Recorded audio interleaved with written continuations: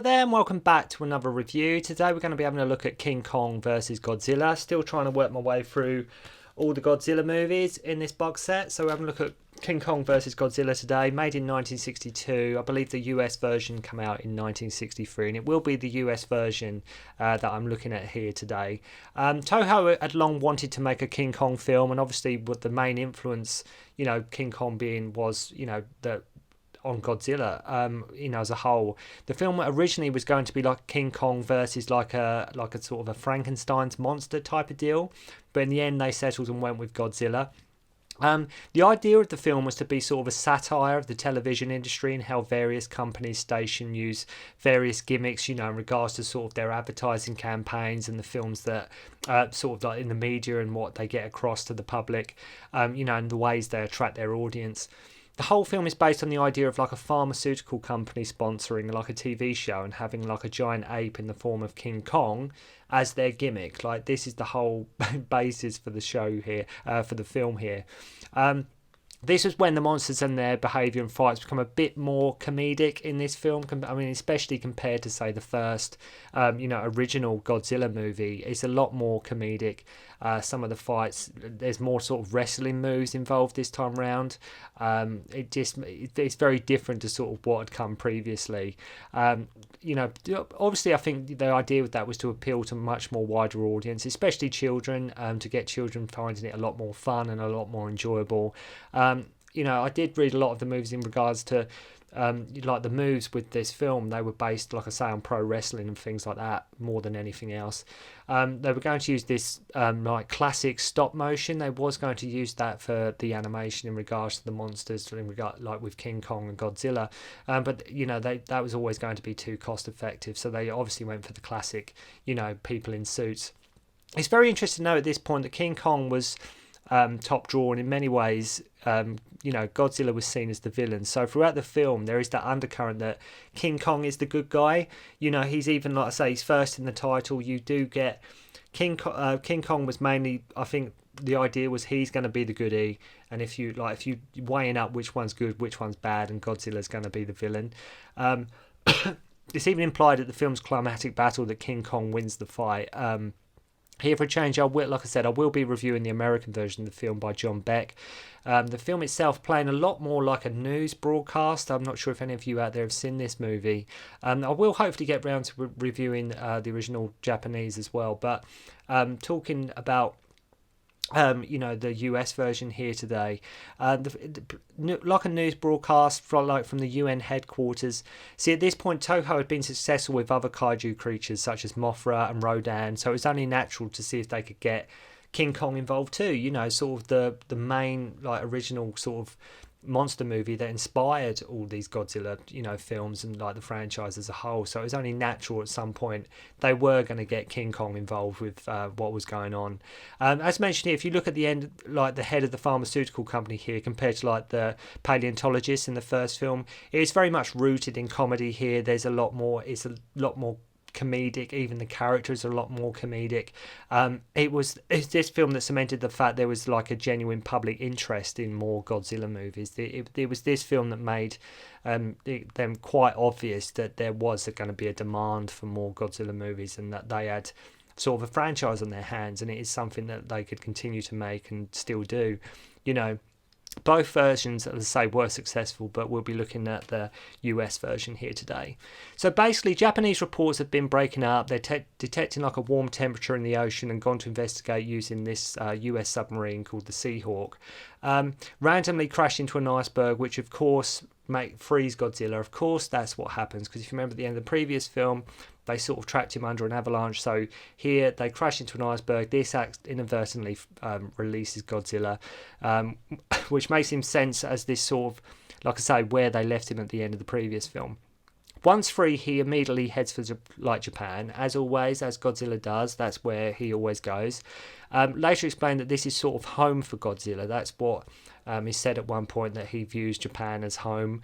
That's sort of where he was sort of created, and that's where not created, but that's where he was awoken and things like that.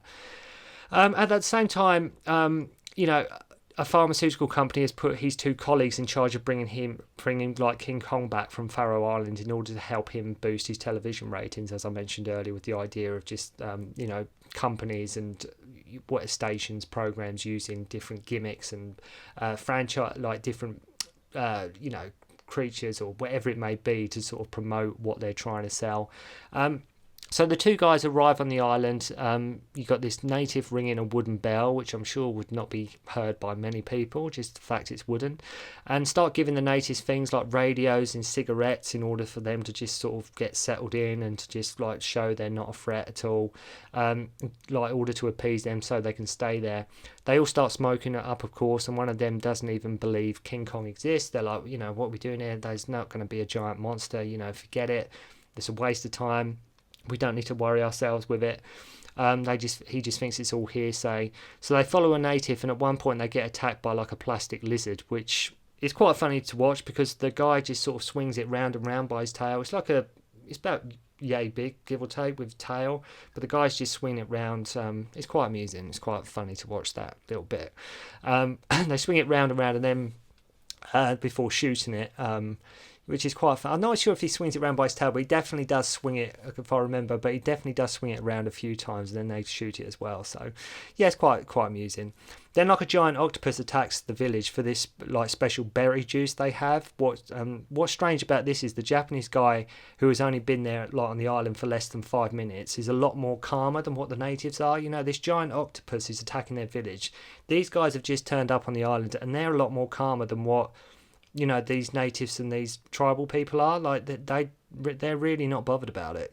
He's sort of panicking, but he's a lot more calmer than what the natives are.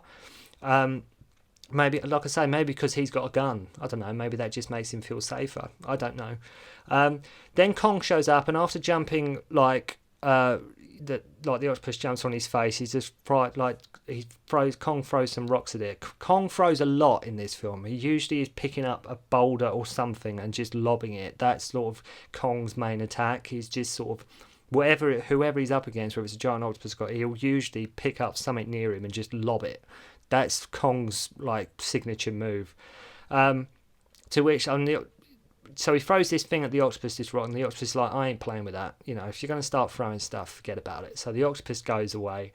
Then Kong drinks this juice and sort of falls asleep with the villagers all doing like a song and dance. As you do a song and dance when this giant ape is just falling asleep. So yeah, they do that. And then we find out Godzilla has disappeared. And there's a really...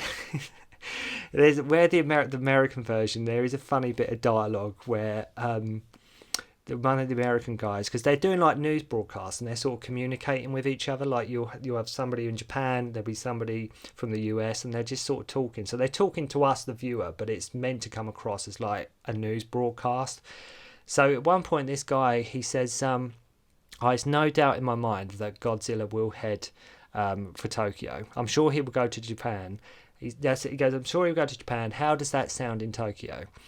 And they cut to the guy in Tokyo, like in Japan, and he says, not very good. It's like, giant monsters heading your way. How does that sound? And he's like, not very good. It's such a funny bit of dialogue. It just cracked me up. It just made me laugh. Not, just a giant monster heading for our city. Nothing to worry about. Nothing to panic about in the slightest. So then we see Kong being dragged by this big raft across the ocean. Like with the Peter Jackson King Kong, they never explain really how they get Kong on this thing. That is never sort of said, or explained how they managed to move Kong. Just the same mistake Peter Jackson made in 2005. Why do they never show how the hell they move Kong? Yeah, you see him. In this film, you do see him being dragged by the boat, but it's never shown how they get him on this raft to transport him. Never explained how they actually just get him on. I mean, so they get him on this raft, and the best thing, what you've got to do, what they decide to do, is just layer it with loads of dynamite. Put loads of dynamite on this raft. He didn't want any of this. Kong was quite happy where he was, so they put Kong on this raft, then laced it with dynamite. He's laid with dynamite for some reason in case Kong wakes up. you know. So Kong is just chilling, he's asleep, and it's like, well, if he wakes up, we'll just blow the hell out of him, you know, we'll just blow him to pieces. So that, you know, whatever. They are told to return King Kong as he is like by the city, as he is like a menace, at which point Godzilla has reached Hokkaido. Then Kong comes to, and the idea that sensing a presence, he heads for Japan. So they can sort of sense each other. So Kong comes to. At one point they're going to blow Kong up, and it's like they don't. And so Godzilla's like heading for Hokkaido. He's reached, and then just and he's going in like Godzilla's direction. So they encounter each other, and Kong throws a few rocks again. As I say, that's his signature move here. He does like to throw stuff. He is always lobbing and throwing something. Very much his signature move in this movie. And he ends up getting his chest singed by Godzilla's atomic breath. So after getting the atomic breath on the chest, Kong bails out. Kong's like, I'm not, you know, what, you're going to start doing that. You know, it's one thing me throwing some rocks, but if you're going to start using your breath on me, I'm out of here. So I love how they go to get Kong in favour of it. Then they want to kill him right away. You know, they wanted to get Kong, these people, for their show and this pharmaceutical company, and then once he's on the raft and that, they're like, right, we've got to kill him. You know, it's make up your mind. I mean, he was quite happy where he was, and, you know, what did they think was going to happen when they got Kong here? What did they actually think? It's never to explain if they, like, how they were going to control him and where they were going to put him. It's just like, well, we're put him on a raft, we're dragging back, you know, we're towing back, and it's like, what we do from there is anybody's guess. But, yeah, you know, as I say, Kong didn't want any of this. It's them causing all the problems. So they lay a pit of explosive for Godzilla, which doesn't work, and they create like an electric blockade, which King Kong can draw strength from, we find out. So electricity, like, he can absorb lightning, things like that makes him stronger. Kong can just sort of absorb that, which he can take strength from. Apparently electricity is key to making him stronger. So the sister of one of the guys who went on like the expedition is taken by Kong from a train, and then we get the line, another classic humdinger that really stood out was so Kong takes this girl, and one of the guys says, you know, we won't let Kong make a monkey out of us. And it's like, it's genius, absolutely genius. So yeah, I thought that was quite funny.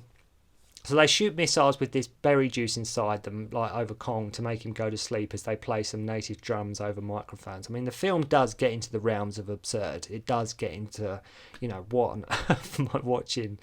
The idea is they want Godzilla and Kong to wipe each other out so they don't have to use the atomic bomb, I can understand that. It's like, well, even if they don't, one of them kills the other one will still be injured. You know, that actually does make sense. It's like, let them duke it out. Let them fight each other. We don't want to use the bomb because that's going to cause more damage than necessary anyway. So the idea is they just want Godzilla and King Kong to fight. They use this strong wire which the girl's boyfriend has been developing to carry Kong attached to balloons whilst pulling him along by helicopters. Yes, that does really happen. Like, Kong is suspended by these sort of balloons on this really strong wire, and it's sort of being dragged by helicopters. They drop him at Mount Fuji where Godzilla is, and Kong starts sliding down the mountain. He starts sliding down, and he goes straight into Godzilla. Like, he sends him flying at this point. As I say, he really does like to throw things. At one point, Kong even knocks himself out on a rock, or at least pretends to, and then he gets his arse handed to him at first. Kong really does get absolutely sort of owned initially. He does get proper, like, Godzilla is just handing it to him.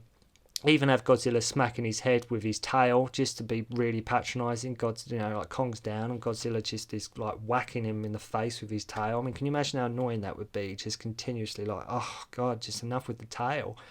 And it just so happens a storm over them at the same time, and lightning gives Kong more strength. So he gets a second burst of energy. They crash into the sea, and you have no idea what happens to Godzilla at this point. It's not explained where Godzilla goes after they crashed into the ocean. But yeah, Kong ends up just swimming away. So Kong is very much the victor at the end of the movie. As like I mentioned earlier, Kong is seen as like the good guy in this. If you like, if you had to put one, who's the good one, who's the bad one, Kong is looked upon as the good guy here. But it's still enjoyable. It has its little quirky, funny moments. But that's all part of the charm with these movies, I think. It's just funny when you compare it to, say, sort of the first film, how different the tonal shift is. It's very interesting how, like I say, they went for a more lighter tone. The moves between the monsters is very different. As I say, it's a lot more like wrestling, what the producers were looking at. And it's a different kind of like kaiju movie. I know sometimes they can be more comedic and sometimes they can be more serious in nature, and this one is definitely more on the comedic side, but I still did enjoy it. I mean, I think I remember it was another one of these movies. I think it, even may have been one of the first Godzilla movies I saw, actually, thinking about it. I think it must definitely one of the early ones that I saw way back when, just for the title, King Kong versus Godzilla. But I will try and get through all of these. I will try and get through every single one in this humongous box set. If you own this as well, if you do own this collection from Criterion, I'd love to hear from you if you're enjoying it, if you enjoy the movies, and what's your favourite from the box set, and if you'd seen the Godzilla films before, if you're all new, like if you were new to them and it's the first time you've sat down and watched them, enjoyed them. So yeah, next we got Mothra versus Godzilla, and I will try and get to that as soon as possible, but other than that, thank you very much for watching, and I'll see you again soon.